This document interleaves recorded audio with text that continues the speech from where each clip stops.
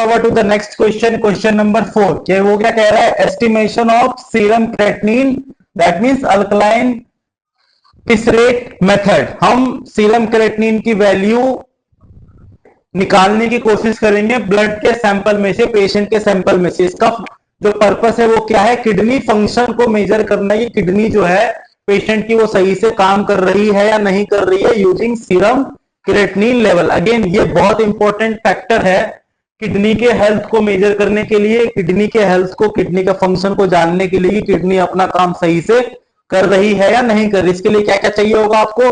Serum का sample चाहिए होगा, अल्कलाइन पिसरेट रिएजेंट चाहिए होगा, टेस्ट ट्यूब चाहिए होगा और स्पेक्ट्रोफोटोमीटर चाहिए होगा। इसका प्रोसीजर क्या है?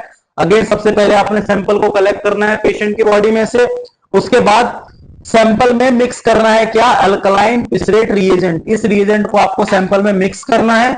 मिक्स करने के बाद आपको उसको इंक्यूबेशन होने के लिए छोड़ देना है।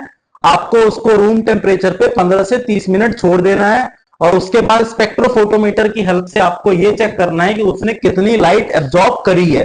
ओके, उसके बाद नॉर्मल जो स्टैंडर्ड कर्व है, स्टैंडर्ड कर्व से आपको ये कैलकुलेट करना है कि जो भी लाइट उसने एब्जॉर्ब करी है वो कितनी करी है, उसकी जो वैल्यू है वो नॉर्मल है या एबनॉर्मल है। ठीक है, जो नॉर्मल रेंज होती है बेसिकली वो 0.6 से 1.2 मिलीग्राम पर डेसीलीटर होती है। अगर इससे ज्यादा है तो जो किडनी है पेशेंट की वो अपना काम सही से नहीं कर रही है, मतलब पेशेंट को अर्जेंटली मेडिकल अटेंशन की रिक्वायरमेंट है। पेशेंट को अर्जेंटली जो यूरोलॉजिस्ट है, जो किडनी स्पेशलिस्ट है, पेशेंट को उसके पास जाना है, अपने आप को दिखाना है, अपने रिपोर्ट को दिखाना है कि मेरी किडनी सही से काम नहीं कर रही है। ठीक है, इसका जो फंक्शन है, जो प्रॉपर मेजरमेंट है वो यही कहता है कि ये जो टेस्ट हम इसलिए करते हैं किडनी के फंक्शन को सही तरीके से जानने के लिए। इन सारे टेस्ट का अल्टीमेट पर्पस जो है, अल्टीमेट गोल यही है कि हम पेशेंट को, जो पेशेंट की हेल्थ है उसको प्रॉपर तरीके से डिटोरिएट होने से पहले हम पेशेंट की जान बचा सके।